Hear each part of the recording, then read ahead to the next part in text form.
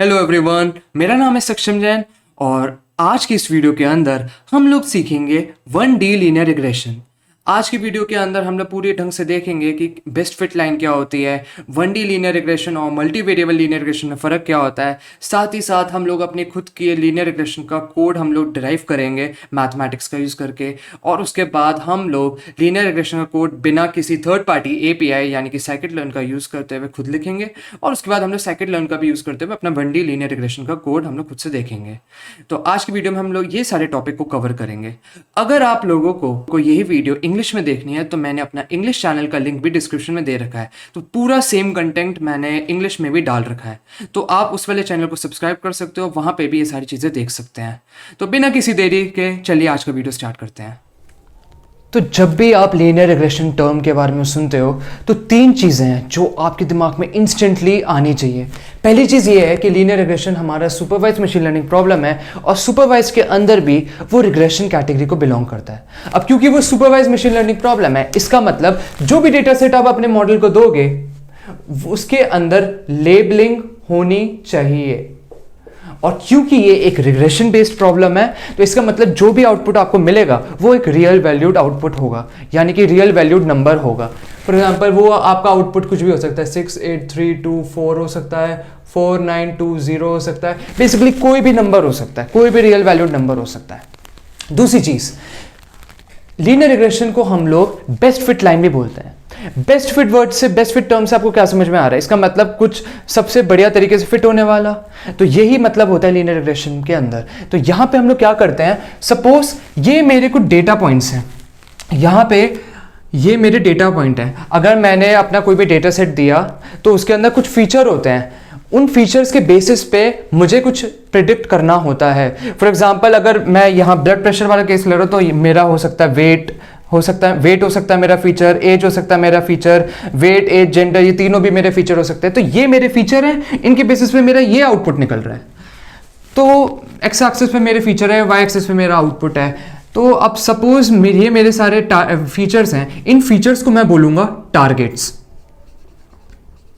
अब मुझे कोशिश करनी है कि जो भी मेरी लीनियर रिग्रेशन की लाइन है वो ज्यादा से ज्यादा टारगेट्स है, यानी कि ज्यादा से ज्यादा डेटा पॉइंट से पास करे। तो इस केस के अंदर मेरी लाइन हो सकती है ये, तो ये मेरी आराम से मैं इसको कह सकता हूं लीनियर रिग्रेशन। ये सारे पॉइंट से पास ऑब्वियसली नहीं कर रही है, लेकिन ये मैक्सिमम डेटा पॉइंट्स से पास करने की कोशिश करे, या फिर कह सकते हैं मैक्सिमम डेटा पॉइंट्स से क्लोज है। ये इसके भी क्लोज है, इसके भी क्लोज है, इसके भी क्लोज है, इसके भी क्लोज है। तो मैं कह सकता हूं ये मेरी लीनियर रिग्रेशन की लाइन है। अगर कोई ये वाली लाइन बना दे तो आप इसे लीनियर रिग्रेशन की लाइन नहीं बोल सकते, यानी कि बेस्ट फिट लाइन नहीं बोल सकते। क्यों नहीं बोल सकते? वो इसलिए क्योंकि ये मैक्सिमम डेटा पॉइंट से पास थ्रू नहीं कर रहा है, और ये मैक्सिमम डेटा पॉइंट से थोड़ा दूर भी है। तो इसलिए ये वाली लीनियर रिग्रेशन नहीं होगी, बट ये वाली होगी। इस केस के अंदर मेरे सारे डेटा पॉइंट नीचे आ रहे हैं, तो ये मेरी लीनियर रिग्रेशन की लाइन होगी। इस केस के अंदर ये मेरे डेटा पॉइंट है, मगर एक डेटा पॉइंट मेरा दूर है, तब भी मेरी लीनियर रिग्रेशन लाइन ये होगी, क्योंकि ये मैक्सिमम डेटा पॉइंट से पास थ्रू कर रही है। एक डेटा पॉइंट ऊपर है तो उससे ज्यादा फर्क नहीं पड़ेगा, क्योंकि मैक्सिमम यहाँ पे है। अब ये सपोज यहाँ पे मेरे मल्टीपल फीचर हैं, तो इसलिए क्योंकि मल्टीपल फीचर है, यहाँ पे मेरा एक फीचर था इसलिए मेरा XY एक्सिस था, यहाँ पे ज्यादा फीचर है तो मैंने एक 3D एक्सिस बना दिया। 3D का मतलब 2 फीचर होंगे, तो ये मेरा X एक्सिस है, मेरा Z एक्सिस है, मेरा Y एक्सिस है। अब यहाँ पे जो डेटा पॉइंट्स है, यहाँ से जो लाइन पास करेगी वो होगी मेरी लीनियर रिग्रेशन की लाइन। तो लीनियर रिग्रेशन कुछ नहीं, वैसे एक बेस्ट फिट लाइन होती है। तीसरी चीज अब हम लोग कुछ देखते हैं रियल वर्ल्ड एग्जांपल, ताकि आपको थोड़ा सा इंट्यूशन डेवलप हो जाए कि लीनियर रिग्रेशन होता क्या है। मान लो आपको सिर्फ अटेंडेंस दी है किसी बच्चे की आपको सिर्फ अटेंडेंस दी है, और सिर्फ उस अटेंडेंस के बेसिस पे आपको प्रिडिक्ट करना है कि उस बच्चे के मार्क्स क्या आएंगे एग्जाम में। या फिर सपोज अटेंडेंस की जगह आपको मिले हैं कि कितने घंटे वो बच्चा पढ़ा है, आपको पहले से रिकॉर्ड मिल गया कि वो बच्चा कितने घंटे पढ़ा है, और उसके बेसिस पे आपको प्रिडिक्ट करना है कि उसके मार्क्स कितने होंगे। तो यहां पे सिर्फ मुझे क्योंकि अटेंडेंस दे रखा है, सिर्फ मुझे स्टडी आवर्स दे रखा है, तो ये मेरा है 1D लीनियर रिग्रेशन का एग्जांपल, क्योंकि यहां पे मुझे सिर्फ एक फीचर मिला है, इसी वजह से ये है मेरा 1D लीनियर रिग्रेशन का एग्जांपल। दूसरा एग्जांपल देखते हैं। सपोज करते हैं पहले केस में मुझे सिर्फ वेट दे रखा है, और वेट के बेसिस पे मुझे निकालना है कि पेशेंट का ब्लड प्रेशर कितना होगा। दूसरे केस में मुझे सिर्फ एज दे रखा है, और सिर्फ एज के बेसिस पे मुझे प्रेडिक्ट करना है कि पेशेंट का ब्लड प्रेशर क्या होगा। अब क्योंकि यहां पे मुझे सिर्फ एक फीचर दे रखा है, यानी कि मुझे सिर्फ एक इंडिपेंडेंट वेरिएबल दे रखा है, इसका मतलब ये है एग्जांपल्स दोनों 1D लीनियर रिग्रेशन के। बट ऑब्वियसली आप लोगों के दिमाग में आ रहा होगा कि ऐसा कौन सा टीचर होता है, कौन सा बंदा होता है जो कि सिर्फ अटेंडेंस या फिर खाली स्टडी ऑफ आवर्स के बेसिस पे प्रिडिक्ट कर सके कि स्टूडेंट के मार्क्स कितने आ रहे हैं। या फिर ऐसे दुनिया में कौन सा डॉक्टर एग्जिस्ट करता है जो कि सिर्फ वेट और एज के वेट या फिर सिर्फ एज के बेसिस पे ब्लड प्रेशर प्रिडिक्ट कर सके। हाँ, तो आपकी बात सही है, ऐसा कोई भी बंदा नहीं है या फिर ऐसा कोई भी डॉक्टर नहीं है जो कि सिर्फ एक एक फीचर के बेसिस पे कुछ प्रिडिक्शन कर सके। हम लोगों को मल्टीपल फीचर्स के कॉम्बिनेशन का, कई सारे फीचर्स के ग्रुप का यूज करना होता है कुछ भी चीज प्रिडिक्ट करने के लिए। फॉर एग्जाम्पल मार्क्स के केस के अंदर यहां पे मैं सपोज यूज कर रहा हूं अटेंडेंस और स्टडी ऑफ आवर्स, मैं दोनों फीचर्स का यूज कर रहा हूं प्रिडिक्शन करने के लिए। अब ऊपर वाले केसेस के मुकाबले यहां पे मेरी एक्यूरेसी थोड़ी मॉडल की बढ़ेगी। क्यों बढ़ेगी? क्योंकि यहां पे मैं दो फीचर्स का यूज कर रहा हूं। अब मैं क्योंकि यहां पे दो फीचर्स का यूज कर रहा हूं, मैं इसको बोल दूंगा मल्टी वेरिएबल लीनियर रिग्रेशन। मगर और साथ ही साथ ब्लड प्रेशर के केस के अंदर सपोज मैं वेट, एज और एक और एक्स्ट्रा फीचर का यूज कर रहा हूं, फॉर एग्जांपल जेंडर, और इन तीनों के बेसिस में प्रिडिक्ट कर रहा हूं कि ब्लड प्रेशर क्या होगा पेशेंट का। तो यहां पे ये मेरा एग्जांपल है मल्टी वेरिएबल लीनियर रिग्रेशन का। मल्टी वेरिएबल लीनियर रिग्रेशन हमारा 1D लीनियर रिग्रेशन के मुकाबले हमें बहुत बेटर एक्यूरेसी देता है। क्यों? क्योंकि यहां पे हम लोग कुछ ज्यादा फीचर का यूज कर रहे हैं। तो यहां पे जब भी आपको सिर्फ एक इंडिपेंडेंट वेरिएबल दे रखा है या फिर एक फीचर दे रखा है और उसके बेसिस पे आपको एक डिपेंडेंट वेरिएबल यानी कि एक आउटपुट फाइंड करना है, तो वो हमारा केस होता है 1D लीनियर रिग्रेशन का। और मल्टी लीनियर रिग्रेशन के अंदर हम लोगों के पास n इंडिपेंडेंट फीचर हो सकते हैं। हमारे पास n इंडिपेंडेंट फीचर होते हैं। यहाँ पे n हमारा होता है 2, 3, बेसिकली 1 से बड़ा कोई भी नंबर, और उस n इंडिपेंडेंट फीचर के बेसिस पे मुझे फाइंड करना है अपना डिपेंडेंट वेरिएबल। तो ये होता है मेरा multi variable linear regression. Practical life में, प्रैक्टिकल एप्लीकेशन में हम लोग यूज करते हैं मल्टी वेरिएबल लीनियर रिग्रेशन का, क्योंकि सिर्फ एक फीचर के बेसिस पे कोई ढंग से प्रिडिक्शन कर ही नहीं सकता है। तो शायद आप लोग सोच रहे होंगे कि हम लोग फिर 1D क्यों पढ़ रहे हैं, हम लोग डायरेक्ट मल्टी वेरिएबल क्यों नहीं पढ़ रहे हैं। तो इसका रीजन सिंपल है, अगर आपको सिर्फ एक फीचर को हैंडल करना आता है तो आप मल्टीपल फीचर्स को आसानी से हैंडल कर सकते हैं। इसलिए आप इससे पहले मल्टी वेरिएबल लीनियर रिग्रेशन पढ़े, अगर आपको 1D लीनियर रिग्रेशन ढंग से आता है, उसके पीछे के मैथमेटिक्स आपको आता है, उसके पीछे का कि क्या एरर फंक्शन होता है, क्या इंट्यूशन है, क्या क्या चीज़ लॉजिक है उसका, ये सारी चीज़ें आती हैं, तो आप मल्टीपल वेरिएबल लीनियर रिग्रेशन को ढंग से कर सकते हैं। अब हो सकता है आप लोग सोच रहे होंगे कि हम लोगों को कैसे पता चलेगा कि कौन सी लाइन बेस्ट फिट है। तो मान लो कि ये मेरा एक चार्ट है, ये मेरी एक्स एक्सिस है, मेरा वाई एक्सिस है, यहाँ पे कुछ डेटा पॉइंट्स है। अब मुझे फाइंड करना है कि ऐसी कौन सी लाइन है जो इनमें से ज्यादातर डेटा पॉइंट्स के पास से गुजरती है या फिर ज्यादा डेटा पॉइंट्स को फिट करती है ढंग से। मान लो ये वो लाइन है।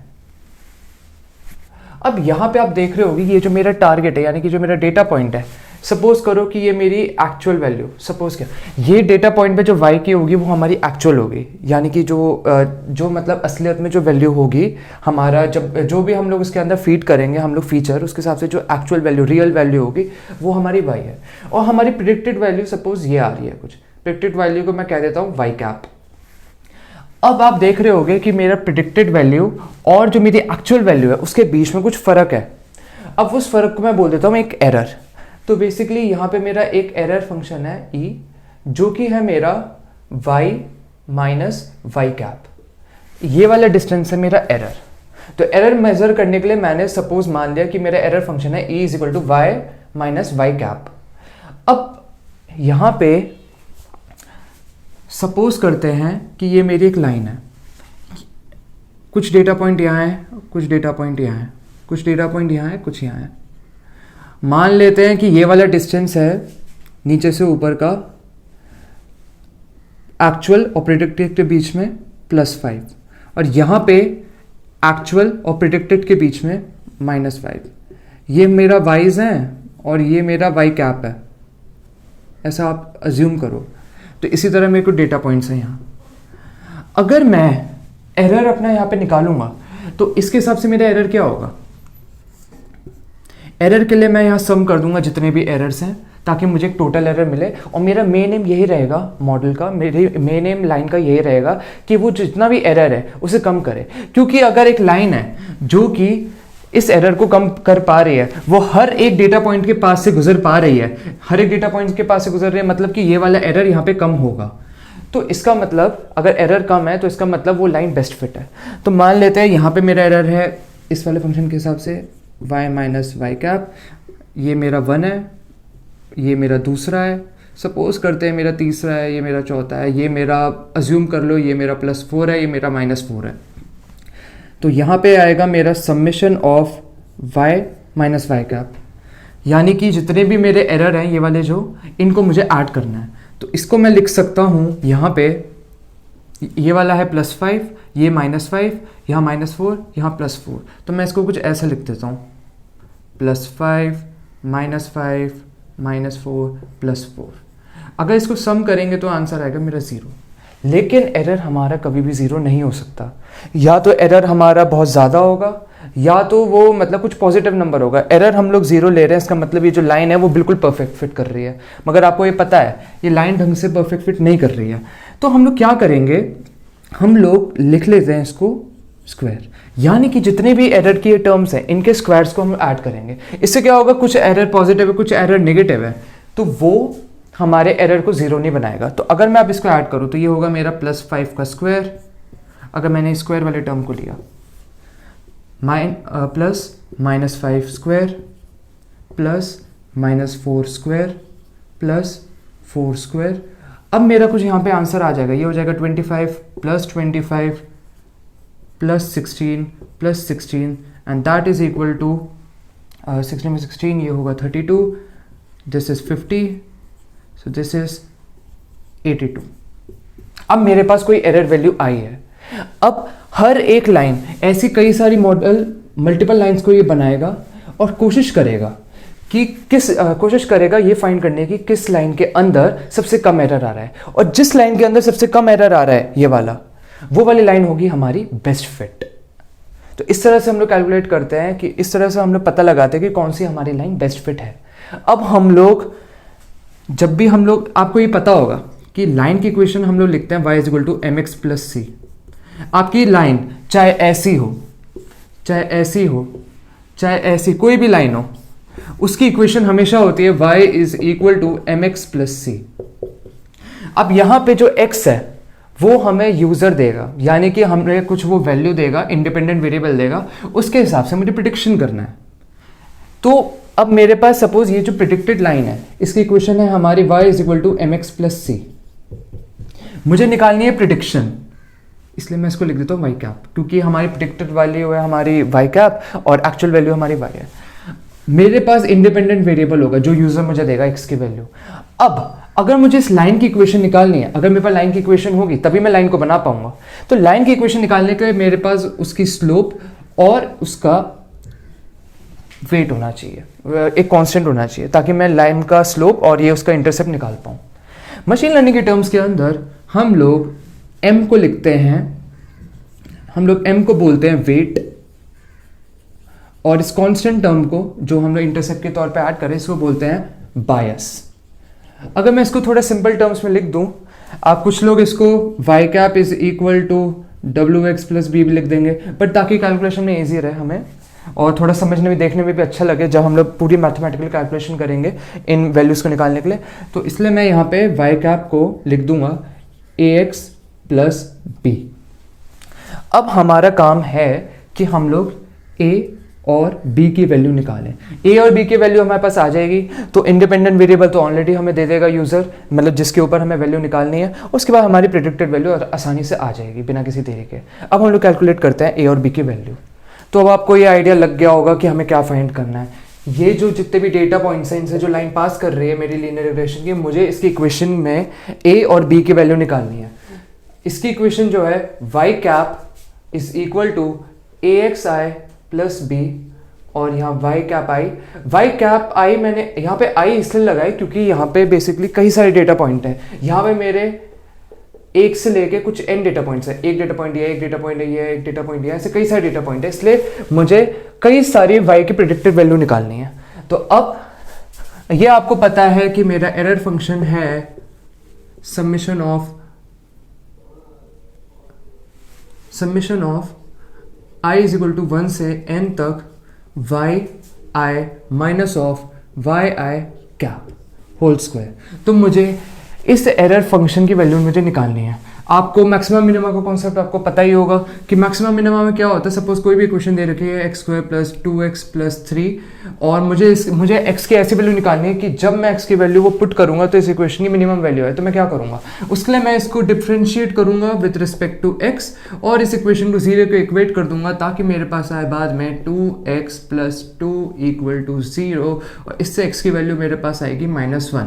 तो जब भी मुझे मिनिमम वैल्यू निकालनी है किसी इक्वेशन की तो मुझे इस इक्वेशन को डिफरेंशिएट करना है उस वैल्यू के रिस्पेक्ट में और उसके बाद मुझे 0 के इक्वेट कर देना इक्वेशन को, जो वैल्यू आएगी वो मेरी मिनिमम होगी। तो अब मैं क्या करूंगा, मैं यहाँ पे अभी तो आप लोगों को समझ नहीं आ रहा हूँ कि मैं किसके रिस्पेक्ट में डिफरेंशिएट करूँ, दोनों तरफ y है। तो मैं क्या करूँगा, यहाँ पे y का आपकी वैल्यू मैं ये सब्स्टिट्यूट कर दूंगा ये वाली। तो इससे क्या होगा, मेरा एरर फंक्शन दिखेगा कुछ समेशन ऑफ, अब मैं i = 1 से n तक बार बार नहीं लिखूंगा, ये दिखेगा कुछ y -axi + b²। अब क्या करना है मुझे क्योंकि यहाँ पे a और b की वैल्यू निकालनी है, इसका मतलब मेरे पास ये कुछ लीनियर इक्वेशन इन 2 वेरिएबल है और क्योंकि यहाँ 2 वेरिएबल है इसका मतलब यहाँ पे 2 इक्वेशन चाहिए होंगी जिनको मैं सॉल्व करूंगा ताकि a और b की वैल्यू मेरे पास आए। तो सबसे पहले मैं इसको a के रिस्पेक्ट में डिफरेंशिएट करूंगा इस इक्वेशन को ताकि मेरे पास आए 2 summation of yi -axi + b और यहाँ पे axi का differentiation with respect to a मेरा होगा xi और क्योंकि यहाँ पे बाहर ब्रैकेट के माइनस लगाया तो यहाँ लगेगा माइनस। इसके बाद इसको फर्दर सॉल्व करूंगा, ये इक्वेशन होगी पूरी 0 के इक्वल।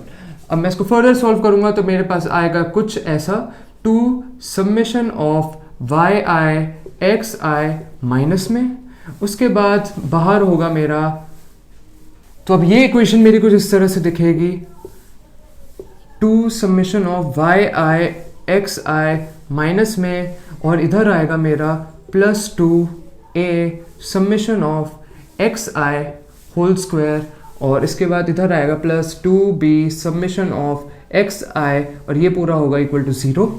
इसके बाद मैं यहाँ पे 2 हर जगह जो भी है कैंसिल कर दूंगा और फिर इसको मैं यहाँ ट्रांसपोज कर दूंगा ताकि मेरे पास ये इक्वेशन कुछ इस तरह दिखे a summation of xi² + b summation of xi and everything is equal to summation of yi xi और ये होगी मेरी इक्वेशन नंबर 1। अब मुझे चाहिए दूसरी इक्वेशन, पहली बार मैंने इसे डिफरेंशिएट करा a के रिस्पेक्ट में, अब मैं करूँगा इसे b के रिस्पेक्ट में डिफरेंशिएट तो ताकि मेरे पास आए ये कुछ इस तरह से 2 summation of yi -axi + b। अब क्योंकि ये b के रिस्पेक्ट में कर रहा हूँ तो यहाँ पे मेरा आ गया 2 इधर और b का डिफरेंशिएशन होगा मेरा 1 और क्योंकि इस ब्रैकेट के बाहर माइनस लगा तो यहाँ आएगा माइनस। इसके बाद इसको पहले इक्वेट करना 0 के, अब यहाँ पर आएगा मेरा कुछ इस तरह -2 yi समेशन प्लस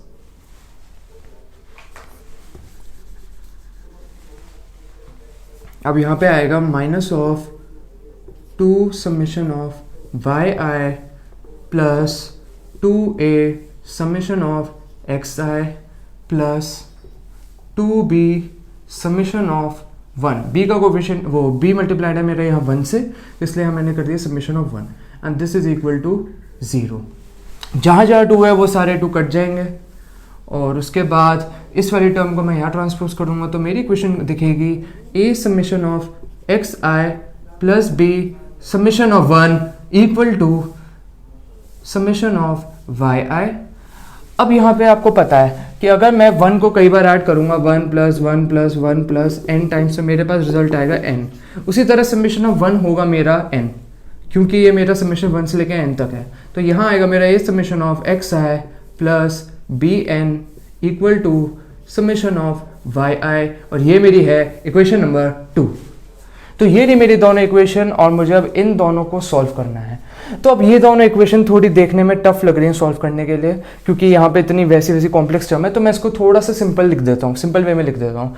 मैं क्या करता हूँ यहाँ पे जहाँ जहाँ समेशन ऑफ xi² है, जहाँ जहाँ समेशन ऑफ xi² है वहाँ मैं सब्स्टिट्यूट कर रहा हूँ एक टर्म c, जहाँ जहाँ समेशन ऑफ xi है वहाँ मैं सब्स्टिट्यूट कर रहा हूँ d, जहाँ जहाँ समेशन ऑफ xi yi है ये वाला टर्म वहाँ मैं सब्स्टिट्यूट कर रहा हूँ e और जहाँ जहाँ समेशन ऑफ yi है वहाँ मैं सब्स्टिट्यूट कर रहा हूँ f। तो अब मुझे इन सारी वैल्यूज़ को यहाँ सब्स्टिट्यूट करना है। तो अब जो दोनों इक्वेशन है मेरी वो कुछ इस तरह से दिखेंगी। पहली इक्वेशन मेरी दिखेगी A C plus B D is equal to E, ये पहली इक्वेशन है। दूसरी इक्वेशन मेरी दिखेगी कुछ इस तरह से, ए और समेशन ऑफ ई लिखा था हमने D, A D plus B N is equal to F, और ये है मेरी सेकेंड इक्वेशन। अब मुझे इन दोनों इक्वेशंस को सॉल्व करके ए और बी की वैल्यू निकालनी है। तो सबसे पहले आप लोग ये देख रहे होंगे कि यहाँ पे ए के साथ सी है और यहाँ पे ए के साथ डी है। तो मैं क्या करता हूँ, मैं यहाँ पे पहली वाली इक्वेशन को मल्टीप्लाई कर देता हूँ डी से और दूसरी वाली इक्वेशन को मल्टीप्लाई कर देता हूँ सी से। इससे क्या होगा, यहाँ पे ए के साथ डी और सी दोनों आ जाएंगे, इधर ए के साथ डी और सी दोनों आ जाएंगे। तो फिर मैं क्या करूंगा, फिर इन दोनों इक्वेशन को एक दूसरे से सब्ट्रैक्ट कर दूंगा, जिससे ए वाली टर्म कैंसिल हो जाएंगी, जिससे बी वाली टर्म बचेगी। तो अब मैं क्या करूंगा, मेरी दोनों इक्वेशन कुछ इस तरह से दिखेंगे, A C D plus B D square plus E D, और फिर दूसरी इक्वेशन मेरी दिखेगी A C D plus B C N is equal to F C. दूसरी इक्वेशन को पहले से माइनस करूंगा, जिससे मेरी पहली वाली टर्म कट हो जाएगी, और यहाँ पे मेरे पास आएगा B D square minus B C N plus E D minus F C. B को कॉमन निकालूंगा तो मेरे पास कुछ इस तरह से दिखेगा, B is equal to E D minus F C divided by D square minus of C N. तो ये है मेरी ये है मेरी b की वैल्यू। अब मैं निकालता हूं a की वैल्यू। तो अब a की वैल्यू निकालने के लिए क्या करूंगा, सबसे पहले मैंने a की वैल्यू निकालने के लिए मुझे b वाली टर्म्स को हटाना पड़ेगा। यहाँ पे b के साथ d है, यहाँ पे b के साथ n है, तो मैं यहाँ आपको इस वाली इक्वेशन को मल्टीप्लाई कर दूंगा n से, इस वाली इक्वेशन को मल्टीप्लाई कर दूंगा मैं d से।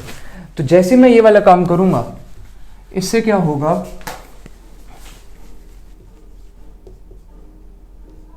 इससे क्या होगा, b वाली टर्म मेरी दोनों इक्वल हो जाएंगे, दोनों को हटा दूंगा और फिर सिर्फ a वाली टर्म बचेगी। तो ये मैंने मल्टीप्लाई कर दिया, तो मेरी जो इक्वेशन हैं वो दिखेंगे कुछ इस तरह से, A N C plus B N D is equal to E N, और दूसरी इक्वेशन दिखेगी मेरी A D square plus B N D is equal to F D. अब मैं सब्ट्रैक्ट कर दूंगा, जिससे मेरे पास ये वाली टर्म कैंसिल हो जाएगी। अब ये कुछ होगा, A N C minus A D square is equal to E N minus F D. A बाहर निकालूंगा, E N minus of F D divided by N C minus of D square. यहाँ पे आप देख रहे हो कि b का कोफिशिएंट, b का जो डिनोमिनेटर है वो है D square minus C N.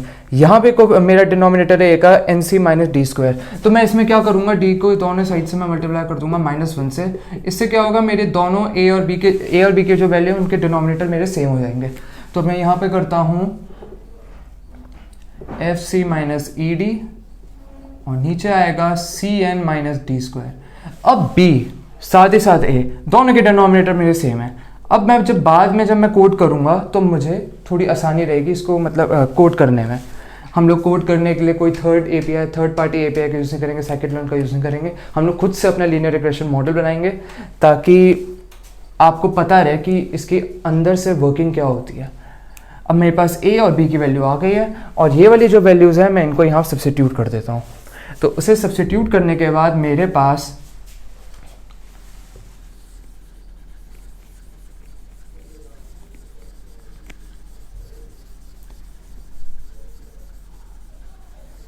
Substitute करने के बाद यहाँ पे f की वैल्यू है summation of Y I, c की वैल्यू है summation of x I square, e की वैल्यू है summation of x I Y I, d की वैल्यू है समेशन ऑफ एक्स आई, और ये मेरा डिवाइडेड है c की वैल्यू जो कि summation of x I square minus of, और ये मल्टीप्लाइड बाय पूरा n से, minus of summation of x I whole square. ये है मेरी b की वैल्यू। अब निकालते हैं a की वैल्यू। a की वैल्यू निकालने के लिए ई की वैल्यू हमें पता है, ई की value summation of x I Y I whole term is multiplied by N, और क्योंकि एन से मल्टीप्लाइड है, minus of summation of Y I summation of x I divided by, denominator same था तो यहाँ आ जाएगा summation of x I whole square N minus of summation of x I whole square, और ये है मेरी वैल्यू ए की। तो इस तरह मेरे पास बी और ए की वैल्यू आ चुकी है। अब यहाँ तक हमारा इक्वेशन ख़त्म हो गया है, लेकिन फर्दर जब हम लोग इसे कोड करेंगे तो हमें थोड़ा सा इसमें डिफिकल्टी आ सकती है टाइप करने में। डायरेक्टली भी आप इसे कर सकते हो, लेकिन हम इसे थोड़ा सा और सिंपल बना देंगे। सिंपल बनाने के लिए मैं क्या करूँगा, दोनों ए और बी के केस के अंदर मैं न्यूमरेटर और डिनोमिनेटर को एन से डिवाइड कर दूंगा। इससे क्या होगा, बाद में मैं डायरेक्ट फंक्शन का यूज़ करके मीन और डॉट प्रोडक्ट का यूज़ करके मैं डायरेक्टली अपना आंसर निकाल दूंगा। तो उसके लिए मैं क्या करूँगा,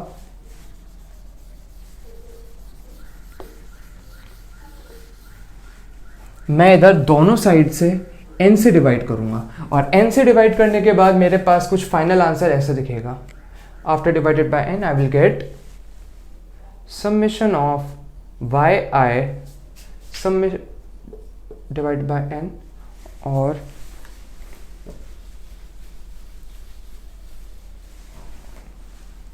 मेरे पास होगा summation of Y I divided by N multiply by summation of x I square. ये पूरा टर्म मेरा डिवाइड हो गया एन से, लेकिन मैंने फिर बाद में उसको एक ही जगह कर दिया है, minus of summation of x I divided by N multiplied by summation of x I summation Y आई, और ये पूरा फिर डिनोमिनेटर में मेरा एन, यहाँ वाला पहला वाला कैंसिल हो जाएगा, तो ये होगा summation of x I square, और उसके बाद minus of summation of x I divided by N summation of x I.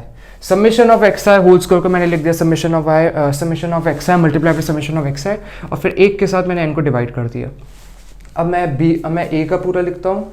A का डिनोमिनेटर तो ऊपर वाला जैसा आएगा, summation of x I whole square minus of summation of x I divided by N multiply by summation of x आई।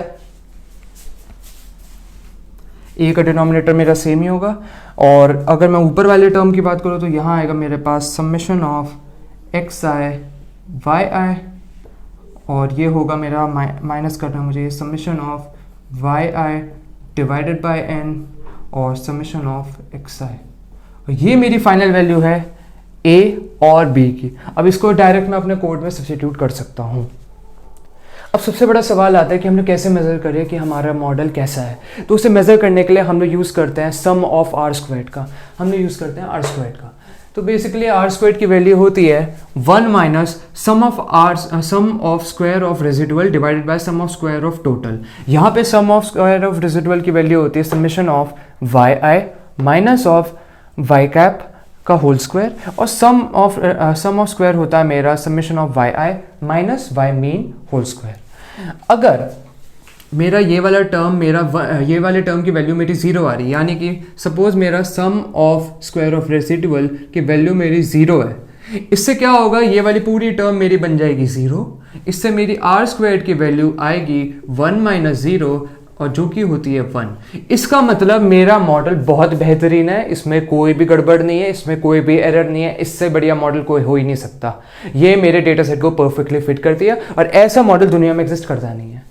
दूसरी बात, अगर मेरा sum of square of residual की वैल्यू मेरी इक्वल है sum of square of total के, तो इससे क्या होगा, मेरी जो आर स्क्वायर की वैल्यू है, अगर मेरी सम ऑफ स्क्वायर ऑफ रेजिडुअल मेरा इक्वल है sum of square of total के, तो इससे क्या होगा, मेरा जो रेजिडुअल है आर स्क्वायर है, बेसिकली आर स्क्वायर की वैल्यू मेरी आएगी 1 माइनस ये मेरा डिवाइड होके हो जाएगा 1 पूरा, क्योंकि ये इसके इक्वल है तो ये हो जाएगा 1, तो इससे आएगी 1। इसका मतलब है मेरा मॉडल अच्छा नहीं है, काफ़ी एवरेज टाइप का है। यानी कि अगर मेरा कुछ डेटा सेट नॉर्मल ऐसे पड़ा हुआ है तो मेरा ये कुछ ऐसी लाइन खिंच जाएगी एवरेज सी।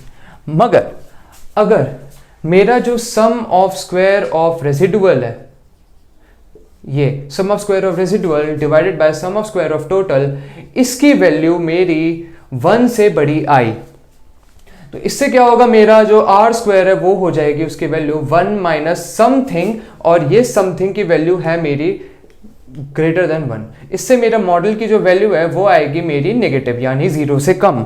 इसका मतलब मेरा मॉडल बहुत ही ज्यादा बेकार है, एकदम यूजलेस है, ढंग से काम नहीं करता है। यानी कि अगर मेरा डेटा सेट कुछ इस तरह से ऊपर की तरफ जा रहा है तो मेरी लाइन आएगी कुछ नीची। तो ये मतलब होता है नेगेटिव आर स्क्वायर का। तो अब हम लोग अपना लीनियर रिग्रेशन के कोड को खुद से स्टार्टिंग से लेकर एंड तक लिखेंगे, बिना किसी थर्ड पार्टी एपीआई का यूज़ करते हुए। हम लोग यानी साइकिट लर्न का यूज़ नहीं करेंगे, बिना साइकिट लर्न के हम लोग खुद से लिखेंगे। और एक बार हमें खुद से लिखना आ जाए तो उसके बाद हम लोग साइकिट लर्न को भी यूज़ करके देखेंगे, क्योंकि आखिरकार बाद में आपको प्रैक्टिकली उसी का यूज़ करना है। तो सबसे पहले आप लोगों को numpy, मैटप्लॉटलिब और पैंडास को इम्पोर्ट करना है। उसके बाद आपको डेटा सेट को लोड करना है। डेटा सेट, मैंने यहाँ पे अपना डेटा फ्रेम का नाम डेटा सेट रखा है, और मैंने क्योंकि CSV फाइल मैंने दे रखी है, आपको CSV को लोड करना है। आपको डेटा सेट का लिंक आपको डिस्क्रिप्शन में मिल जाएगा, और साथ ही साथ जो मेरा गिटहब अकाउंट का लिंक है जो डिस्क्रिप्शन के अंदर, उसके अंदर भी आप विजिट करोगे तो मिल जाएगा। तो मेरा डेटा सेट बेसिकली कुछ इस तरह दिखेगा।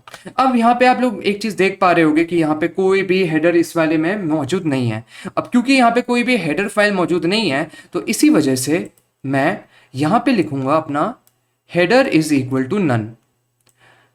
अब आपने एक बार अपने डेटा सेट को इंपोर्ट कर लिया, तो उसके बाद एक बार आप उसको चेक कर लीजिए कि आपका जो डेटा सेट है वो ढंग से आया है या नहीं, क्योंकि कभी कभार यहाँ पे थोड़ी प्रॉब्लम हो जाती है। और उसके बाद जब ये सारा काम हो चुका है, आप लोग अपने डेटा सेट को स्प्लिट कर लीजिए एक्स और वाई में, यानी कि इंडिपेंडेंट और डिपेंडेंट वेरिएबल में।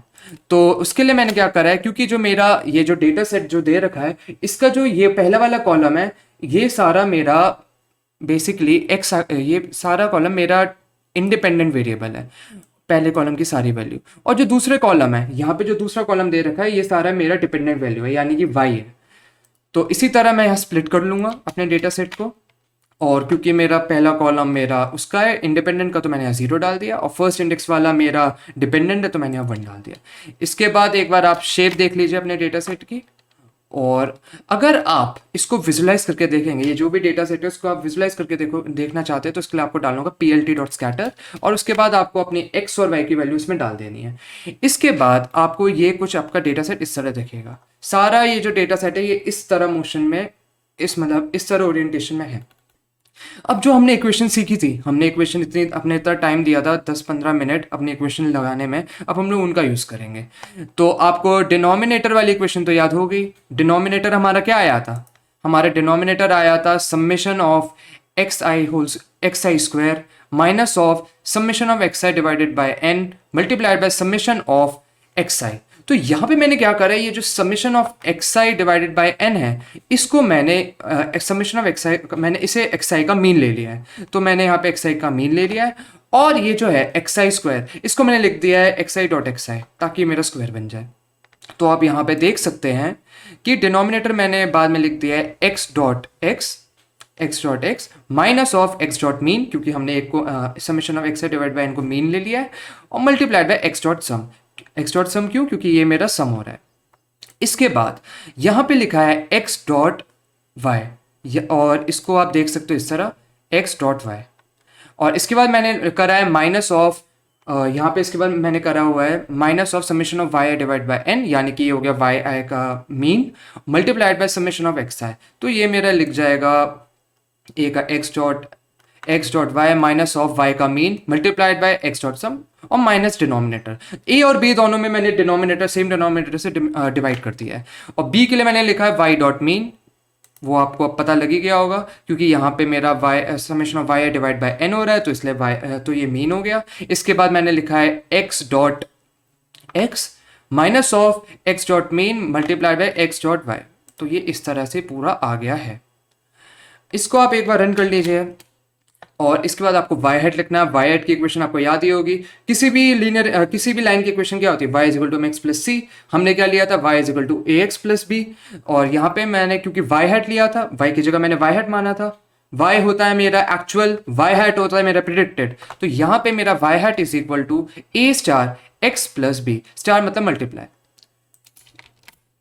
अब मैं एक बार अपनी लाइन को विजुलाइज करके देखता हूँ। तो इसके लिए मैंने क्या करा, plt.scatter, इससे क्या हुआ, जो मेरा डेटा सेट है इस तरह से पूरा स्कैटर हो गया। अब मुझे अपनी लाइन को फिट करना है, तो मैंने क्या करा, मैंने डाल दिया plt डॉट प्लॉट, इससे मेरी ये लाइन को प्लॉट करेगा। और उसके बाद मैंने इसमें डाल दिया अपना इंडिपेंडेंट वेरिएबल, और y में मैंने डाल दिया y हैट।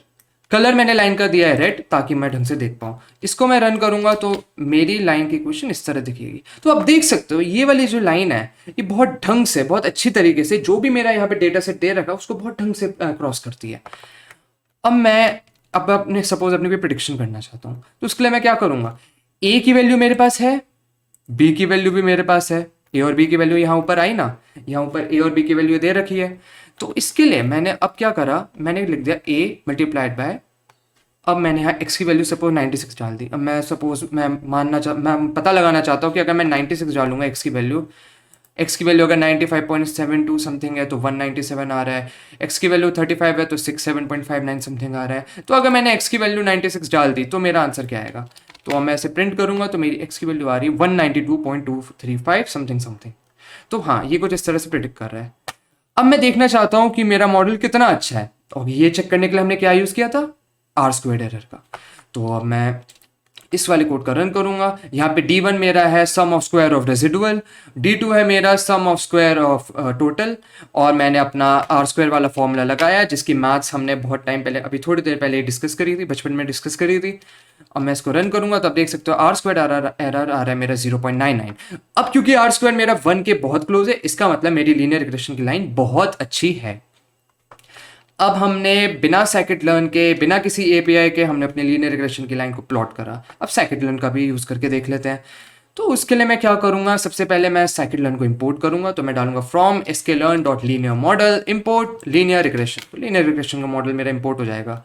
अब मैंने क्या करा, मैंने डाल दिया अपना डेटा सेट में जो भी मेरी वैल्यू थी, जो मैंने यहाँ करा ऊपर, जो मैंने ये करा था जीरो कॉलम यानी कि जीरो इंडेक्स पे जो भी कॉलम की वैल्यू थी वो सारी मेरी इंडिपेंडेंट वेरिएबल में गई, एक्स में गई, और दूसरे वाला मेरे वाई में गई। तो वही चीज़ मैंने यहाँ पे कर दिया है। और आप देख रहे होगे कि मैंने यहाँ रीशेप का यूज़ करा है। तो रीशेप का यूज़ हम लोग इसलिए करते हैं ताकि यहाँ मैंने डाला रीशेप -1, 1। इससे क्या होगा, आप इस वाले 1 को नोटिस करो। जब भी मैंने कोई भी एरे या मैट्रिक्स कुछ भी है उसको मैं रीशेप कर रहा हूं, तो ये क्या करेगा, ये बेसिकली -1 मतलब मुझे नहीं पता कितनी रोज है, मुझे कुछ नहीं पता कितनी रोज है, ये हम लोग अपने कंप्यूटर पे छोड़ रहे हैं कि रोज अपने हिसाब से अरेंज करे। और मैंने 1 जो डाला इसका मतलब कॉलम 1 होनी चाहिए। यानी कि सपोज करते हैं मेरा कोई डेटा सेट है, उसके अंदर मेरी सपोज करते हैं मेरा कोई मैट्रिक्स है, उसके अंदर 2x2 की मैट्रिक्स है, मैं उसको 2x2 की मैट्रिक्स है, या मेरी कोई 4x2 का मेरा कोई एरे है। अब मैं क्या चाहता हूँ, 4x2 का जो एरे है मेरा, वो पूरा का पूरा मेरा 2x3 के एरे में आ जाए, यानी कि 2 रो 3 कॉलम के एरे में आ जाए। तो मैं यहाँ क्या करूंगा, मैं इसका रीशेप का यूज़ करूंगा। रीशेप में सबसे पहले मैं डालूंगा -1, क्योंकि जब मैं रीशेप कर रहा हूँ मुझे नहीं पता कितनी रोज होंगी। हाँ, अब क्यों, लेकिन मुझे क्योंकि पता है, क्योंकि मुझे 3 कॉलम चाहिए, तो मैं यहाँ पे डाल दूंगा उसकी 1 की जगह 3। इससे क्या होगा, ये मेरा खुद से रीशेप कर देगा कि इस तरह से इंश्योर करेगा 3 कॉलम आए, और -1 की जगह ये खुद से अरेंज करेगा कितनी कॉलम हो। तो इस तरह मैंने एक्स और वाई को मैंने रीशेप कर लिया है। अब शेप आप देख सकते हो, सबसे पहले जब मैंने शेप देखी थी वो आई थी 100 और कुछ नहीं, लेकिन साइकिट लर्न को एक स्पेसिफाइड शेप चाहिए, और क्योंकि ये कोई स्पेसिफाइड शेप नहीं है 100 कॉमन नथिंग, तो इसलिए मैंने यहाँ पे रीशेप का यूज़ करा। अब यहाँ पे एक स्पेसिफाइड शेप आ चुकी है 100,1। अब मैं क्या करूँगा, एक अपना वेरिएबल बनाया LR, जिसके अंदर मैंने लीनियर रिग्रेशन का मॉडल अपना डाल दिया। अब मैंने क्या करा, LR.fit x,y, यानी कि ये मेरा जो x,y है उसके अंदर लीनियर रिग्रेशन की लाइन को ये फिट करेगा, और y हैट के अंदर मेरी सारी प्रेडिक्शन आएंगी। तो अब मैं अगर विजुलाइज करूंगा वही जो मैंने ऊपर मैंने करा था वैसे ही करूंगा, तो आप देखोगे यहाँ पे भी साइकिट लर्न ने वैसी ही लाइन जनरेट करके दी है जो पहले मैंने खुद से जनरेट करी थी। अगर मैं अब इसका आर स्क्वायर एरर देखूं तो मेरा आर स्क्वायर एरर आ रहा है 0.991, और मेरा खुद से क्या आया था 0.991। हाँ, यानी कि हाँ, जो हमने खुद से मॉडल लिखा और जो साइकिट लर्न ने हमें करके दिया है वो बिल्कुल हमने सेम करा है। तो यानी कि हमने जो काम करा बिल्कुल सही है। तो इस तरह हम लोग लीनियर रिग्रेशन का खुद से कोड करते हैं और साइकिट लर्न का हम लोग यूज़ करते हैं। तो आज की वीडियो के अंदर हमने देख लिया कि हम लोग लीनियर रिग्रेशन को हम लोग बेस्ट फिट लाइन क्यों बोलते हैं, साथ ही साथ हमने ढंग से समझ लिया कि लीनियर रिग्रेशन की लाइन होती क्या है। हमने उसके बाद खुद से अपनी लीनियर रिग्रेशन की जो कोफिशिएंट्स हैं यानी कि वेट बायस, ये सारी चीज़ें ए और बी, इनको हमने खुद से डिराइव करके देखा। और हमने ये भी देखा कि linear regression, 1D linear regression और मल्टी वेरिएबल लीनियर रिग्रेशन में क्या फ़र्क होता है। और उसके बाद आखिरी में हमने देखा, आखिरी में नहीं सेकंड लास्ट में हमने देखा कि आर स्क्वायर एरर क्या होता है। आर स्क्वायर एरर बेसिकली हमें बताता है हमारा मॉडल कितना अच्छा है, कितने पानी में है। और इसके बाद हमने लास्ट में लीनियर रिग्रेशन का कोड हमने खुद से करके देखा। बेसिकली मैंने आपको कोड दिखा दिया है, आप एक बार खुद से साइड बाय साइड इसे टाइप कर लेना। और अगर आपको टाइप करने में आलस आ रहा है तो गिटहब का लिंक मैंने आपको दे रखा है, तो उसको आप विजिट करना, उसके अंदर आपको कोड मिल जाएगा। बेटर होगा आप खुद से करो ताकि आपकी प्रैक्टिस हो जाए। और हमने खुद से कोड करने के बाद हमने सेकंड लर्न का भी यूज़ करा। तो आज की वीडियो में इतना ही। अगली वीडियो के अंदर हम लोग डिस्कस करेंगे कि मल्टी वेरिएबल लीनियर रिग्रेशन क्या होता है, और साथ ही साथ उस वीडियो के अंदर हम लोग पॉलिनॉमियल लीनियर रिग्रेशन को भी डिस्कस करेंगे। तो अगली वीडियो में मिलते हैं, बाय बाय।